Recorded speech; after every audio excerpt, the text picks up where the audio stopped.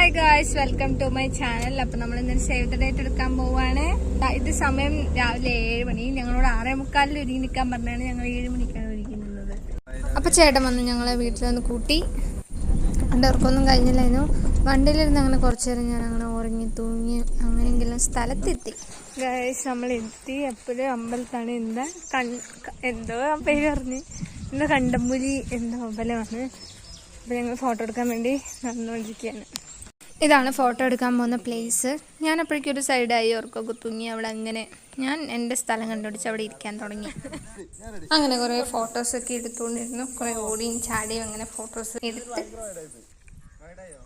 അങ്ങനെ അടുത്ത ലൊക്കേഷനിലോട്ട് പോവാണ്.